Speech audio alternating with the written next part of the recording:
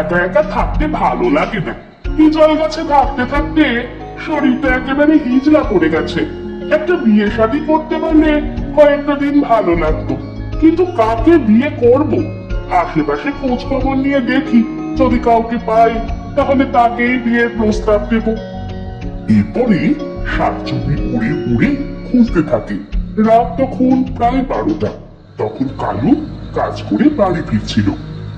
আজ ভাগ্নের জন্য তো কিছুই কিনলাম না, সারাদিন মামা মামা করে পাগল করে দেয়।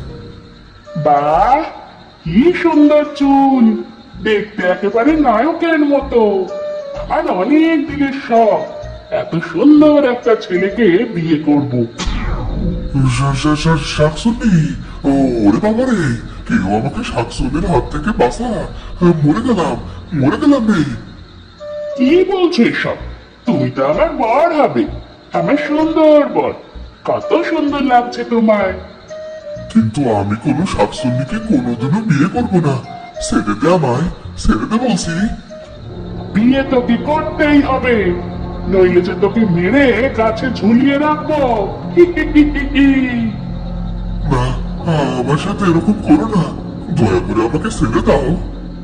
তোকে বিয়ে করার জন্য আমি সব করতে পারি, তোকে আমার অনেক ভালো লেগেছে।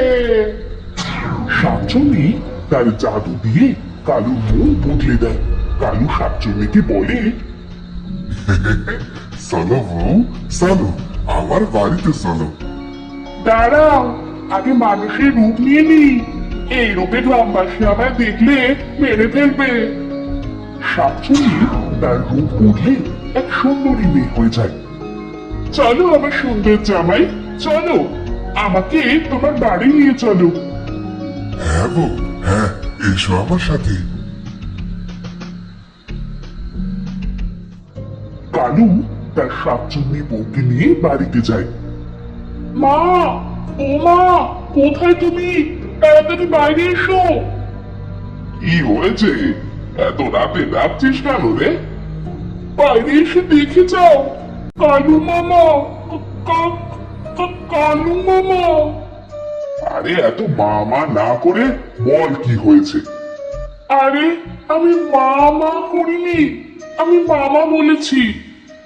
দেখ সাদিয়া, এত রাতে মাথাটা নষ্ট করিস না, তুই তো মামাই বলছিস। মা, তুমি কি বয়রা হয়ে গেছো? আমি মামার কথা বলছি, তোমাকে না। যাই হোক, মামা বিয়ে করে নিয়ে এসেছে, দেখে যাও। কি যাতা বকছিস? তোর কালু মামা বিয়ে করতে যাবে কোন দুঃখে? হ্যাঁ আপা, আমি বিয়ে করেছি, এই হলো আমার বউ। এরপর থেকে শাকচুন্নি কালুর বাসায় থাকতে শুরু করে।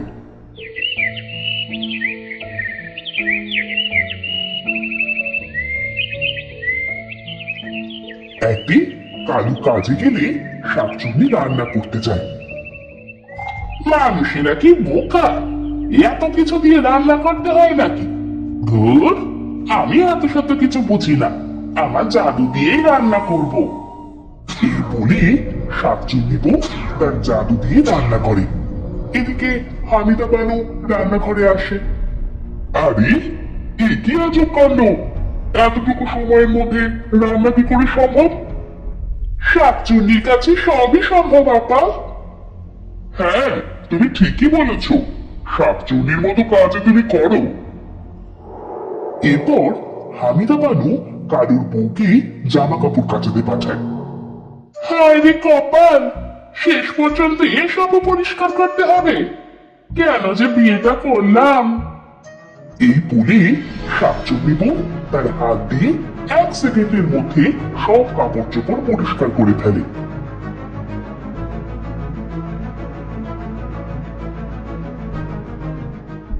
এবার এবার এগুলো শুকোতে হবে, একটা ফু দিলেই সব শুকিয়ে যাবে। শাকচুন্নি বউ একটা ফু দিয়ে সব কাপড় চোপড় শুকিয়ে ফেলে।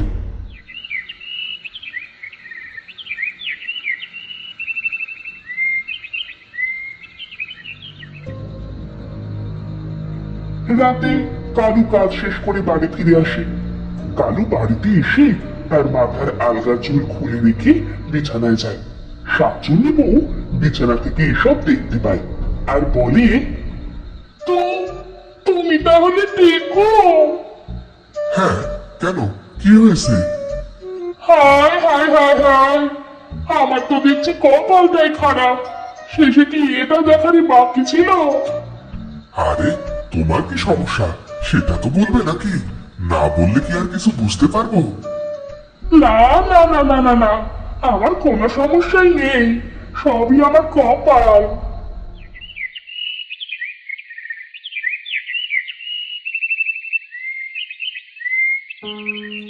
পরের দিন সকালবেলা হামিদা বানু তার মেয়েকে বলল, সাদিয়া, আরে এই সাদিয়া, কোথায় তুই?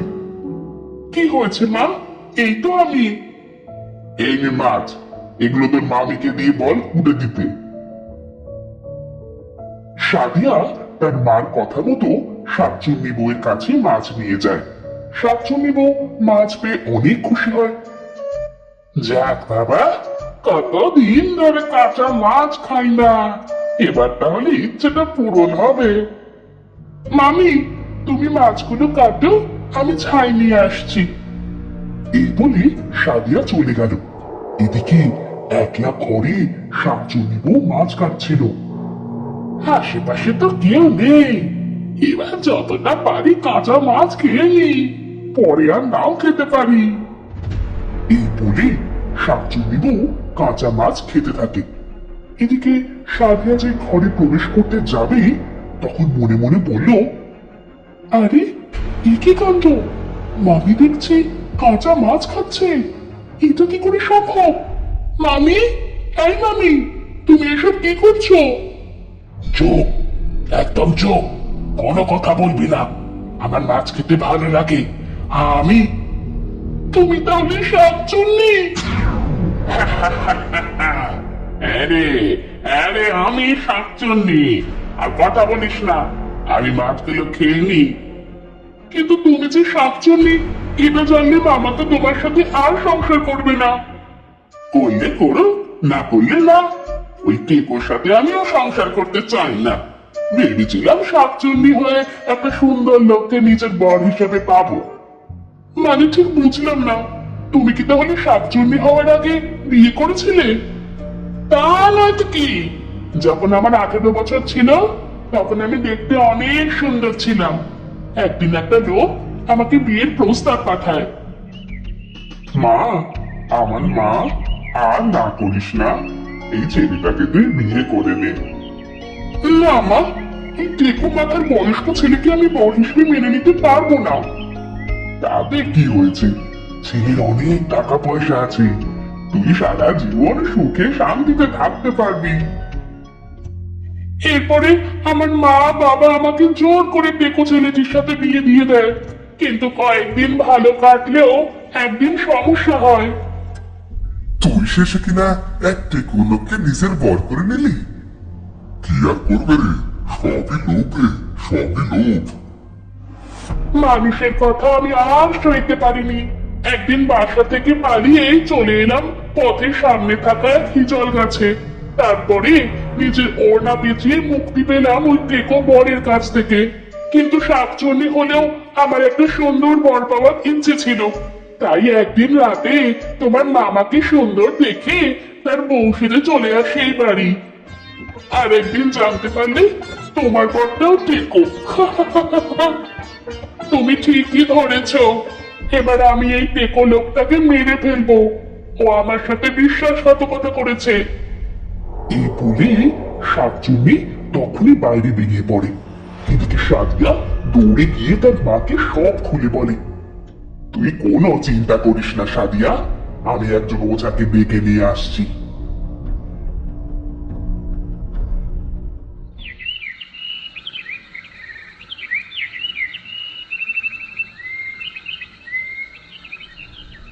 সাদিয়ার মা একজন ওঝাকে নিয়ে আসে। ওই শাকচুন্নির অনেক ক্ষমতা মা জাননি, এটাকে তাড়ানো সহজ হবে না। যত টাকা লাগে আপনাকে দিব, আপনি আমার বাড়িটাকে রক্ষা করেন। ওঝা মন্ত্র পড়া শুরু করে, আর শাকচুন্নি বউ ওঝার সামনে মানুষের রূপ থেকে শাকচুন্নিতে রূপ নেয়। তো তোকে আমি ছাড়বো না, আমাকে বাধা দেবার ফল তুই নিশ্চয় পাবি। তোর সাহস তো কম না, আমাকে ভয় দেখাস। তোকে এখন আগুন বান মারবো। এই বলে ওঝা আগুন বান শাকচুন্নির দিকে বাড়ে। আর তখনই অনেক জোরে বৃষ্টি হওয়া শুরু হয়। এদিকে বৃষ্টির পানিতে ওঝার মুখমণ্ডল অনেক সুন্দর হয়ে যায়। আরে মা, ওঝাকে তো দেখছি অনেক সুন্দর লাগছে। এটাকে আমার বর করে নিলে আমার আর জীবনে কোনো আফসোস থাকবে না। বাঁচাও, আমাকে কেউ এই শাকচুন্নির হাত থেকে বাঁচাও। নিয়ে গেল আমাকে, নিয়ে গেল, বাঁচাও। যাক বাবা, এ কি হলো? শেষে দেখছি শাকচুন্নিটা ওঝাকেই নিজের বর করে নিল। এবার তাহলে শাকচুন্নিটা টেকো বর থেকে মুক্তি পেল। তো বন্ধুরা, ভিডিওটি কেমন লাগলো? যদি ভালো লাগে চ্যানেলটি সাবস্ক্রাইব করে বেল আইকনটি বাজিয়ে দিও। দেখা হচ্ছে পরের ভিডিওতে। ধন্যবাদ।